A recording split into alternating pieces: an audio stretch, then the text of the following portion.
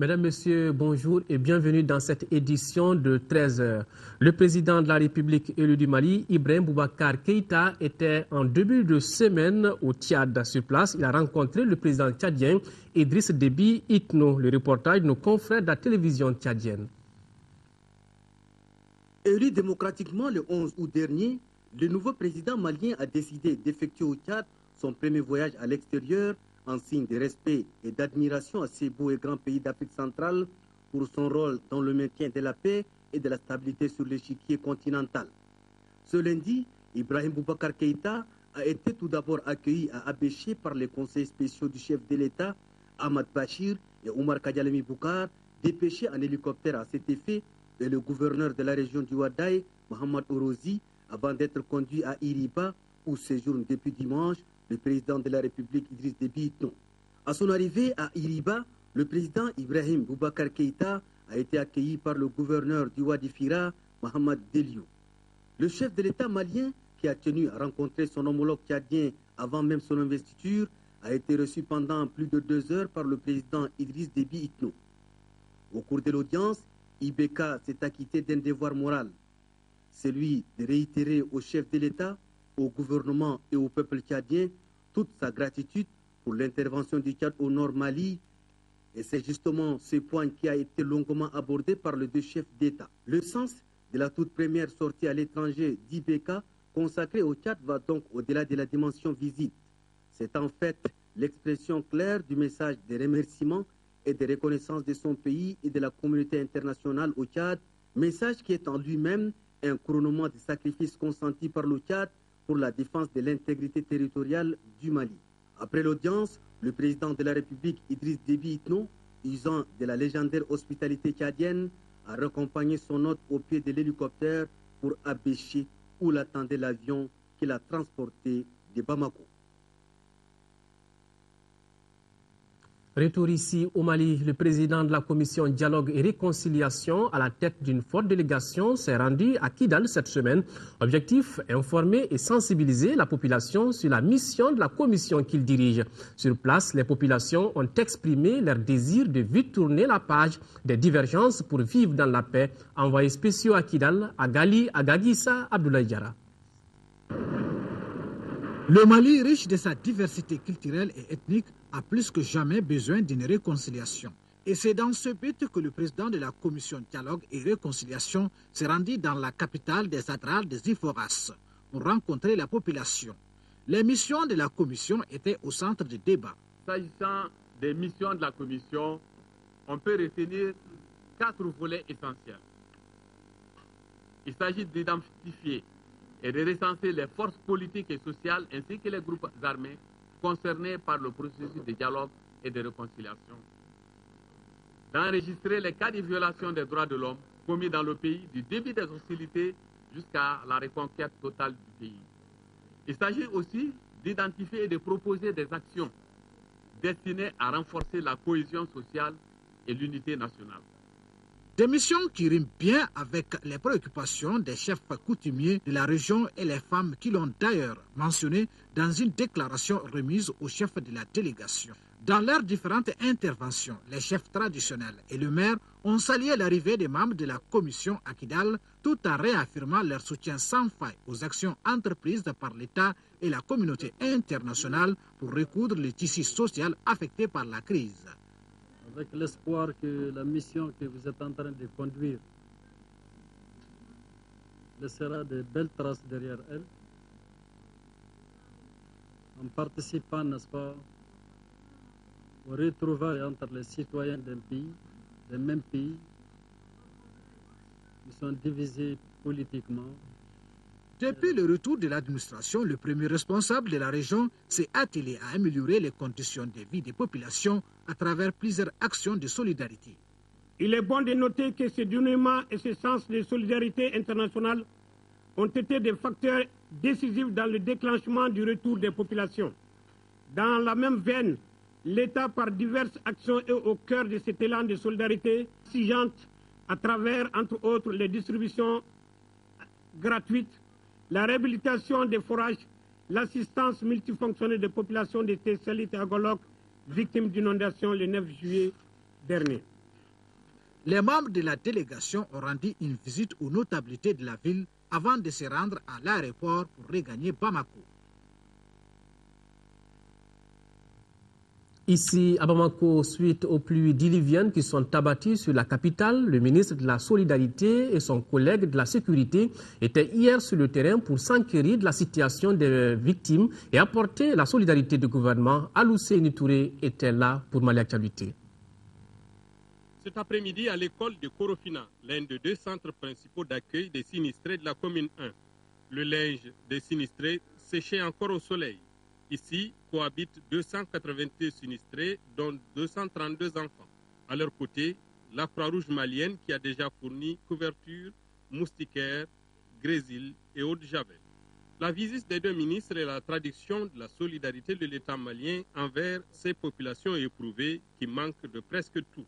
En ce qui concerne le ministère en charge de la solidarité, donc depuis hier, nous avons déjà envoyé sur place des matériels de couchage, donc des nattes, de couverture, des moustiquaires imprégnés, des tasses, des bouilloires, des seaux, pour permettre aux collectivités, aux maires de pouvoir faire face à l'urgence qui était d'héberger les gens et de leur donner au moins un minimum pour qu'ils puissent dormir. Officiellement, le bilan quand même enregistré par les services de sécurité et de protection civile, alors s'établit, n'est-ce pas, à 25, n'est-ce pas, décès.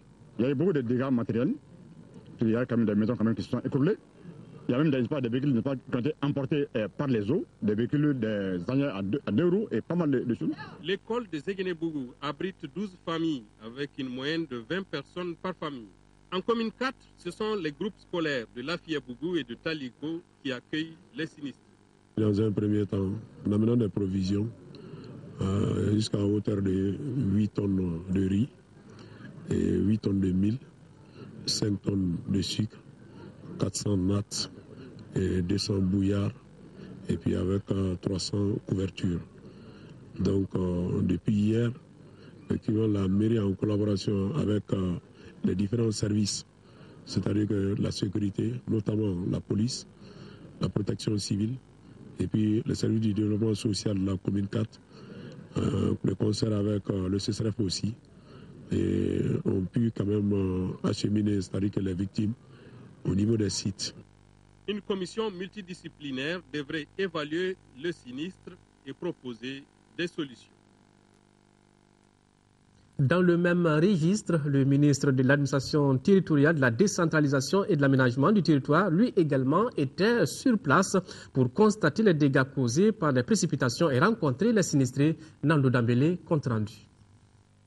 Ce sont les communes 1 avec plus de 40 familles touchées et la commune 4 avec plus de 400 personnes sinistrées qui ont reçu la visite du ministre Moussa Senko Koulibaly. Nous avons tenu à apporter notre solidarité, notre compassion aux familles des victimes et voir dans quelle mesure nous pouvons renforcer les mesures qui ont été déjà prises par les mairies. Depuis hier, ces deux mairies sont très actives sur le terrain.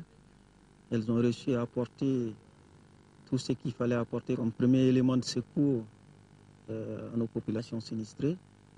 Donc nous allons renforcer cet effort en accompagnant les deux mairies, mais aussi nous allons accompagner les services de la protection civile, les services de police et d'autres services sociaux qui depuis hier, mais aussi des organisations comme la Croix-Rouge, comme Islamic Relief, qui sont sur le terrain, qui sont en train d'assister ces populations. La plupart des victimes dont les maisons se sont écroulées ou sont emportées par les eaux ont été accueillis dans des sites d'hébergement officiels ou spontanés au niveau des établissements scolaires. Ce qu'il fallait faire, c'était d'abord parer à l'urgence. Et je pense que les services des deux communes sont en train de réussir ce travail et de faire ça correctement. Nous avons encore quelques jours avant l'ouverture des classes. Je pense que nous allons mettre à profit ces quelques jours afin de définir les solutions sur le long terme. Ici comme ailleurs, le ministre Moussa Senko Koulibaly a tenu à exprimer toute la sympathie et la solidarité du gouvernement aux populations victimes de ces inondations. La Croix-Rouge malienne apporte elle aussi une assistance aux victimes de ces inondations. C'est là à travers un soutien matériel pour les communes 1 et 6 du district de Bamako, des dons composés de tentes, de couvertures, de kits de cuisine et d'eau de javel, compte rendu Moussa Fani. 37 tentes, 168 kits de cuisine, 1200 couvertures, 350 cartons d'eau de javel, 600 moustiquaires. Voilà la composition du don offert aux sinistrés des communes 1 et 4 du district de Bamako par la Croix-Rouge malienne.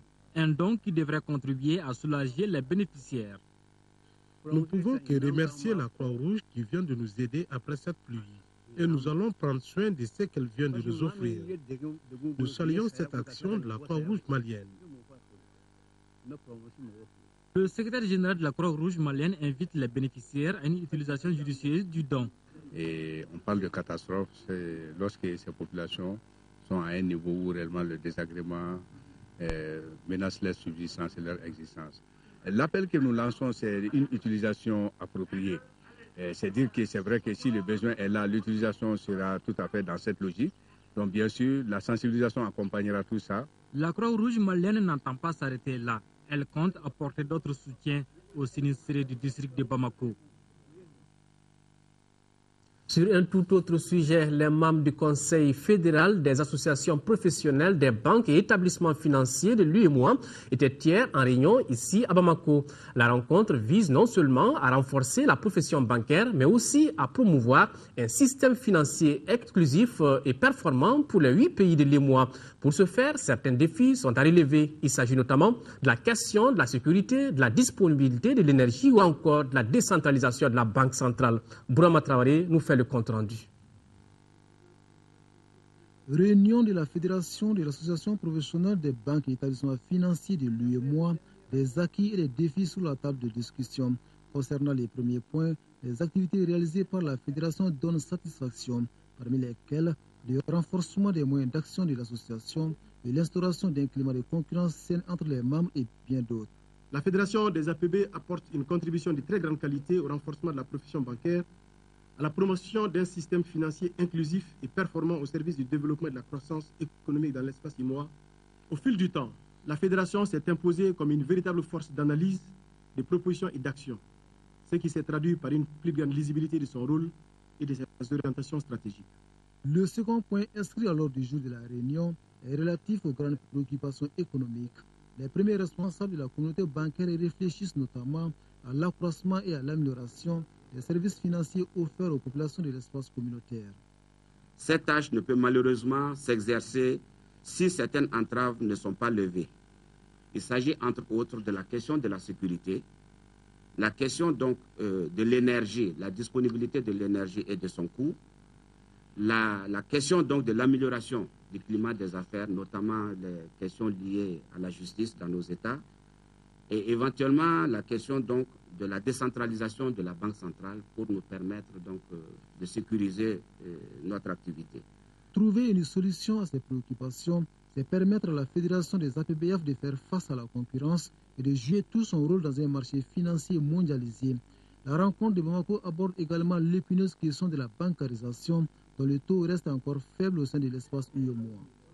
Selon le dernier rapport de la Commission bancaire, le taux de bancarisation de notre sous-région était estimé en moyenne à 7,9% en décembre 2011. Il varie de 1,7% à 13,4%. Certes, les indicateurs de bancarisation ne sont pas bons. Pour autant, la situation n'est pas sombre. Depuis 5 ans, il y a eu une réelle dynamique de massification des services bancaires qui est en cours et qui laisse présager pour la future décennie un infléchissement important de la tendance actuelle. De la réunion de Bamako devront sortir des résolutions qui devront servir de feuille de route pour la Fédération afin de développer davantage l'activité bancaire au sein de l'espace UEMOA. La pluie dans les champs cette fois-ci, le ministre de l'Agriculture a visité hier les exploitations agricoles de Bakary Togola. Il s'est rendu successivement à Marako et à Djalakoroba dans la commune rurale de Sanankoroba, zone OHVN. Pour la campagne agricole 2013-2014, Bakary Togola a exploité près de 500 hectares de maïs sur ces 2 sites. Il entend faire, malgré l'installation tardive de la pluie, là-bas, une production agricole de 3000 tonnes. Nos envoyés spéciaux à Djalakoroba, Garibou Pérou et Abdul Salam Bambara. Apprécier l'état actuel des champs, telle est la raison de cette visite qui a conduit le ministre Berthet dans les champs de Bakary Togola. Ici, dans la zone de l'office de Haute-Vallée du Niger, l'agropasteur Bakary Togola exploite une superficie cumulée d'environ 500 hectares, dont 350 hectares de maïs. Même si la répartition des pluies n'était pas globalement satisfaisante en juillet, le stade végétatif du maïs est actuellement à la maturation. Cette année, j'ai fait 1077 hectares. Toutes les nouvelles technologies, il faut que les producteurs se mettent à appliquer ça. Nous l'avons conseillé des techniques et nous continuons à conseiller les techniques rurales dont il avait besoin. Aujourd'hui, nous avons la maîtrise de l'eau de surface, mais il faut avoir la maîtrise de l'eau souterraine. Pour le ministre de l'Agriculture, Baba Berté, accompagner les activités rurales afin d'assurer une autonomie alimentaire est un défi à relever.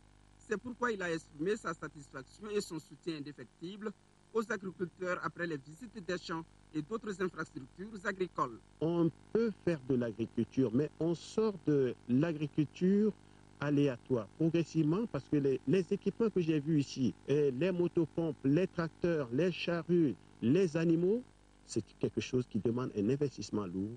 Et sans le soutien de l'État, je pense que ça va être difficile de promouvoir une agriculture à grande échelle. Plus d'1 milliard de francs CFA, c'est le chiffre d'affaires et des centaines d'emplois en plein temps ou temporaire chez Bakary Togola.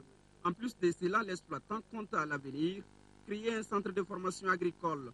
Outre les besoins de professionnalisation du secteur agricole, Bakary Togola a exprimé au ministre d'autres préoccupations du moment, telles que la question foncière, la transformation et la commercialisation des produits agricoles. Puisque nous sommes dans le monde agricole, nous y restons pour parler poissons. Le gouvernement veut promouvoir la pisciculture au Mali et assurer une autosuffisance alimentaire. C'est dans ce cadre que le ministre de l'Élevage et de la Pêche et celui de l'Agriculture se sont rendus dans la ferme piscicole de Boubacar Diallo. Une visite qui renforce du coup le partenariat public-privé. C'est ce que nous dit notre reporter Modibo Ouattara. Cette visite de ces deux membres du gouvernement de transition entre dans le cadre de la lutte contre l'insécurité alimentaire. Les acteurs de la filière piscicole ont aujourd'hui comme référence la ferme piscicole Diallo de Tanima, bâtie sur 10 hectares, un cadre d'école. Elle illustre parfaitement l'engagement du secteur privé à rester le moteur du développement. Aujourd'hui, vous voyez, le fleuve est là. La pêche a atteint ses limites. Donc il fallait une autre solution alternative pour résoudre ces difficultés-là. Donc la production aujourd'hui des alevins, on peut même ensemencer les mares et puis même le fleuve, pourquoi pas. Et je pense que nous sommes sur la bonne voie. Aucun développement dans le monde ne saurait se passer de la collaboration publique-privée, d'où toute l'importance de l'accompagnement de nos hautes autorités. Et nous venons vraiment de découvrir une épicerie qui a une grande capacité de production d'alevins. Il ne reste que tout simplement et aller de l'avant pour le développement de ce sous-secteur, à travers notamment des périmètres piscicoles, à travers d'autres systèmes de production aquaforme. Cette visite m'a permis de constater que, en tout cas au niveau du Mali, il n'y aura plus de manque de poissons. On peut avoir des alevins, on peut avoir de l'alimentation, on a de l'espace un peu partout, parce qu'on peut faire la pisciculture dans sa maison. La pisciculture de la ferme Diallo, c'est une chaîne. De l'aliment poisson à l'éclosion, en passant par l'élevage dans des étangs, rien n'est laissé au hasard. L'usine où on produit l'aliment pour poissons.